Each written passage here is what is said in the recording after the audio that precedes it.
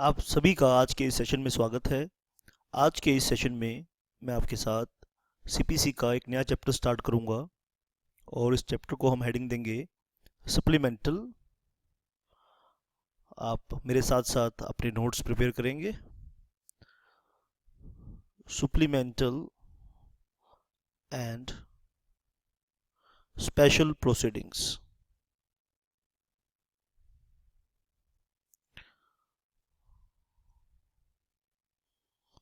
supplementals and special proceedings।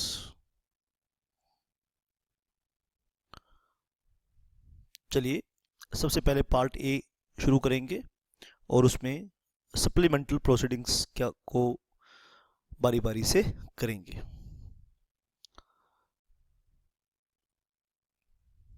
Supplemental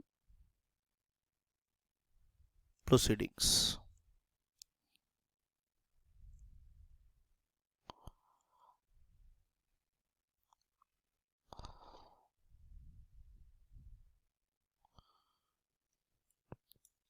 सबसे पहले इसमें करेंगे arrest and attachment before judgement. Usually क्या होता है, अरेस्ट अरेस्ट या अटैचमेंट जो है वो जजमेंट के बाद होता है, लेकिन हम क्या पढ़ रहे हैं तो आपको ये समझ में आ गई होगी बात, क्यों हम इन्हें सप्लीमेंटल प्रोसीडिंग कह रहे हैं या स्पेशल प्रोसीडिंग कह रहे हैं। तो आइए सबसे पहला इसका टॉपिक करेंगे अरेस्ट एंड अटैचमेंट। अरेस्ट किसको करते हैं? अरेस्ट हम पर्सन को करते हैं और अटैचमेंट प्रॉपर्टी की होती है। Arrest and attachment before judgement.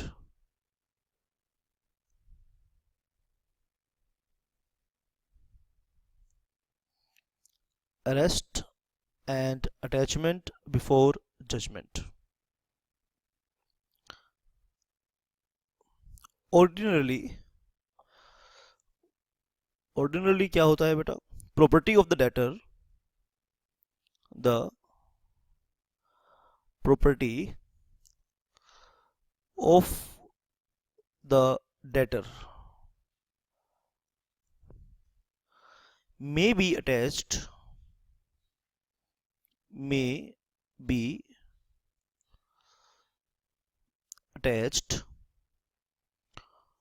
or he may be arrested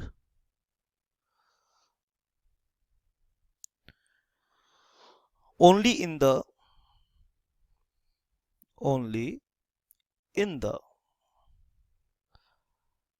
execution of a decree। Execution of decree का मतलब ये है परफॉर्मेंस ऑफ डिक्री, यानी फैसला एक पार्टी के पक्ष में आया है और दूसरी पार्टी के को प्रॉपर्टी को खाली करना है या दूसरी पार्टी को कोई कंपनसेशन पे करना है, ठीक है। तो एग्जीक्यूशन ऑफ अ डिक्री का मतलब है performance of the decree. Be attached और he may arrested only in the execution of a decree. I think execution of decree का मतलब आप समझ गए। ए ने बी के ऊपर केस फाइल किया, बी केस हार गया, अब बी ने कंपनसेशन पे करना है ए को। ए को कोर्ट ने कहा 50,000 रुपये पे करने के लिए। अब बी 50,000 रुपये पे करेगा। अगर बी कोर्ट की डिक्री को ऑनर नहीं करेगा, ओबे नहीं करेगा, तो बी की प्रॉपर्टी अटैच हो जाएगी। तो प्रॉपर्टी अटैच कब होती है? Only in the execution of a decree. Usually, ordinarily मतलब usually the property of the debtor may be attached or he may be arrested only in the execution of a decree। however, आप आगे बात को follow करेंगे। however, in order to prevent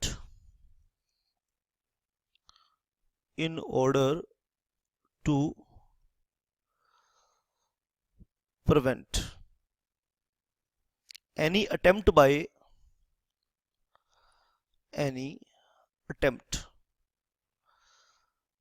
defendant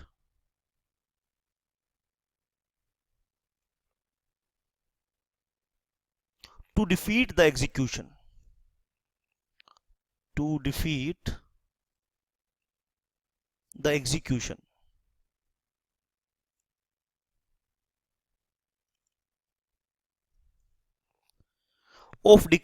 of decree and to enable the plaintiff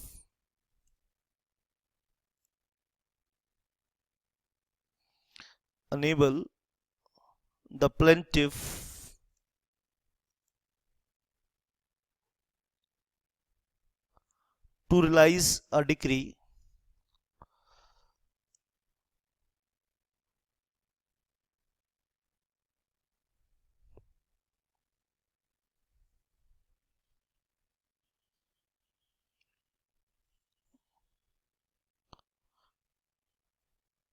in the event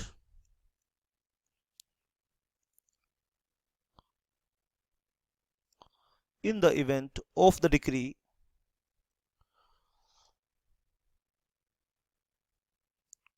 being passed in his favor.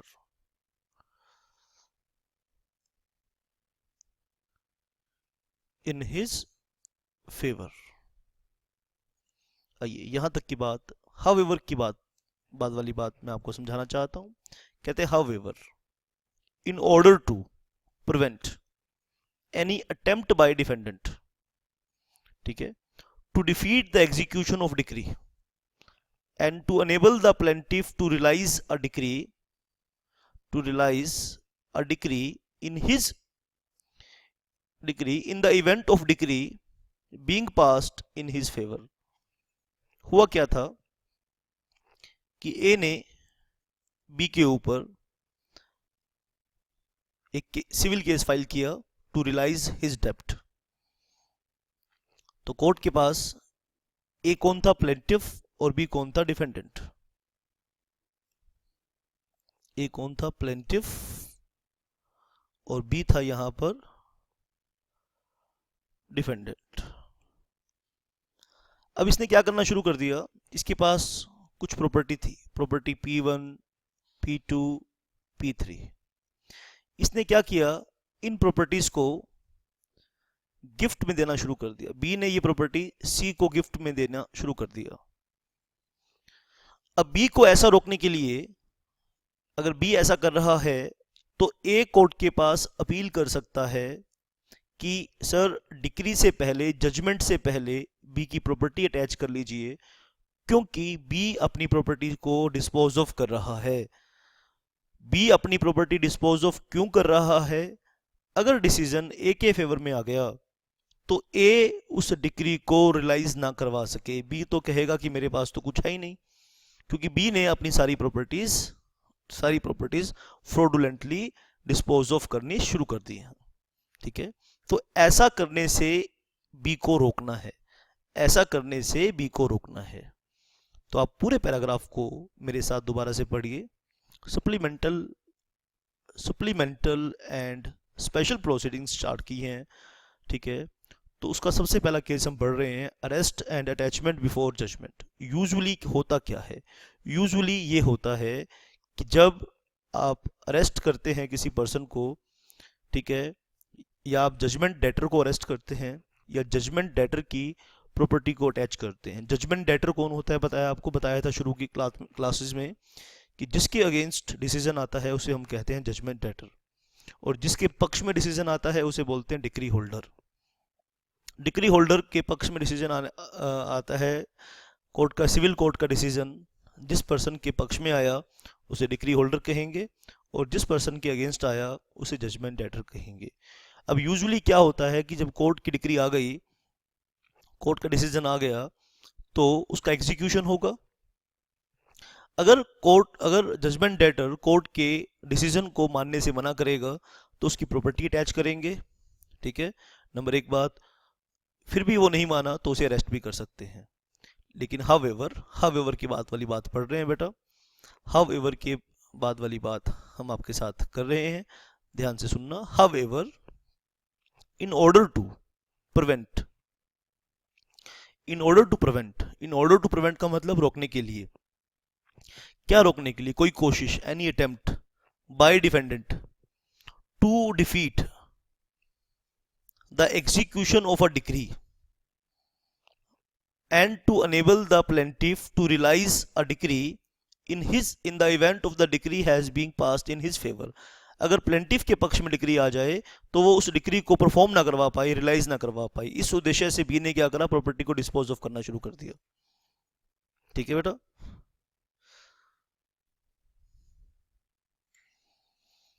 आगे आप note करेंगे। तो इस पर्पस के लिए सीपीसी ध्यान से नोट करना बेटा। The code provides for the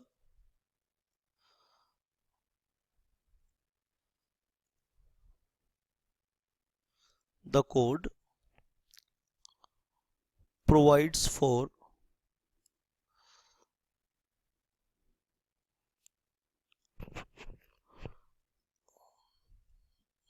the arrest, code provides for the arrest of a defendant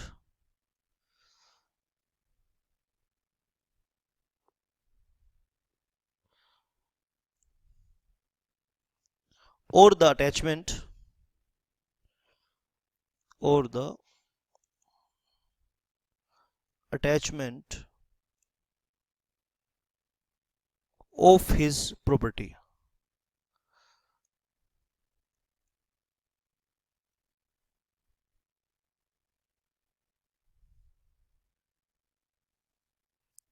In certain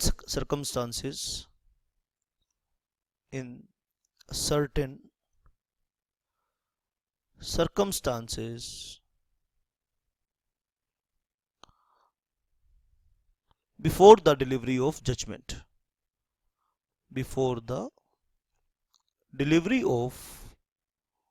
judgment, in circumstances before the delivery of judgment,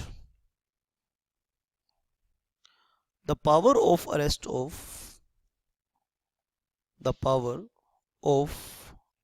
of defendant, आप ध्यान से नोट करेंगे बात, the power of arrest of defendant or attachment of his property or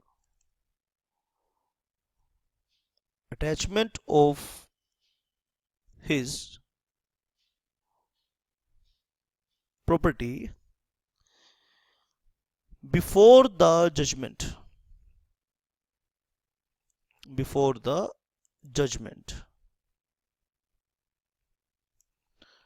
is an extraordinary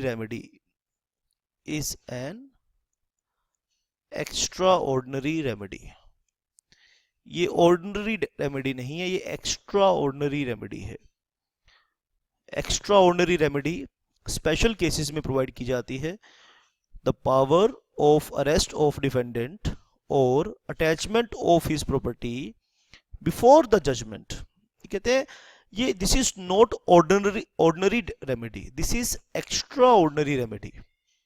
ठीक है, ordinary remedy नहीं है, extraordinary remedy है। देयरफॉर आगे नोट करेंगे, एंड मस्ट बी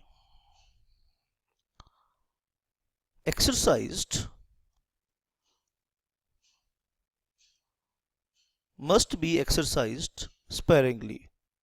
sparingly मतलब बहुत सोच विचार करके, समझ के, थोड़ा बहुत।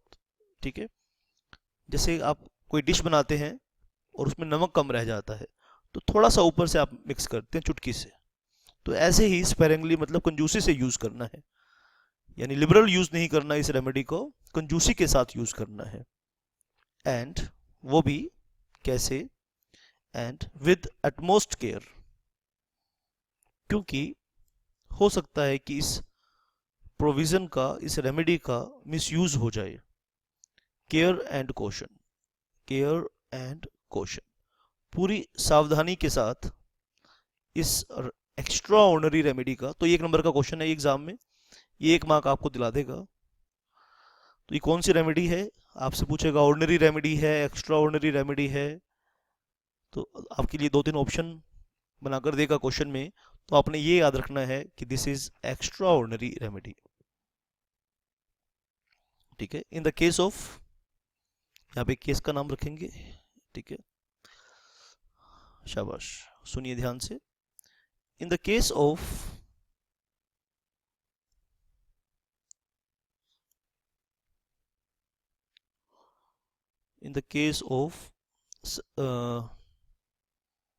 पार्टीज के नेम याद लिखेंगे। सरदार गोविंद राव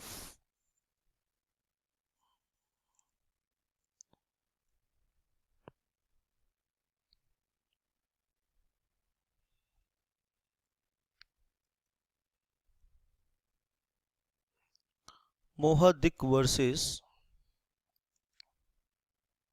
देवी सहाय। क्या फैसला लिया कोर्ट ने इसमें, कोर्ट ने क्या कहा इस एक्स्ट्रा ऑर्डिनरी रेमेडी के बारे में। The process can not be used bye plaintiff, can not be used by the plaintiff. अगर प्लेंटिफ को इस प्रोसेस के बारे में नॉलेज है तो plaintiff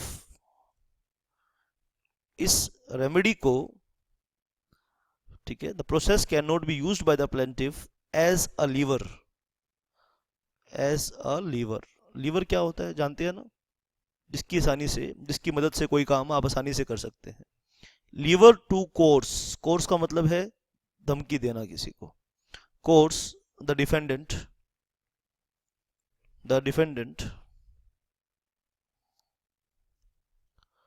to come to terms, यानी प्लेंटिफ डिफेंडेंट को अपनी बातें मनवाने के लिए इस एक्स्ट्रा जुडिशियल रेमेडी का, एक्स्ट्रा ऑर्डिनरी रेमेडी का मिसयूज नहीं कर सकता। ऐसा किसने कहा, सरदार गोविंद राव मोहद्दिक वर्सेस देवी सहाय के केस में। The process can not be used by the plaintiff as a lever to coerce the defendant to come to terms.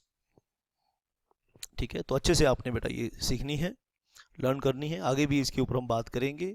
इस एक्स्ट्रा ऑर्डिनरी जुडिशियल रेमेडी के बारे में हम आने वाले सेशंस में भी बात करेंगे। आप ध्यान से इसे नोट करेंगे और लर्न करेंगे। ठीक है, आगे हम देखेंगे इसी सेशन में कि कैसे इसका मिसयूज रोकने के लिए क्या प्रावधान है, कैसे कोर्ट इसका मिसयूज रोकेगा। इसके लिए अमेंडमेंट है, रिसेंट अमेंडमेंट है एक बेटा, तो उसको भी हम देखेंगे। शाबाश।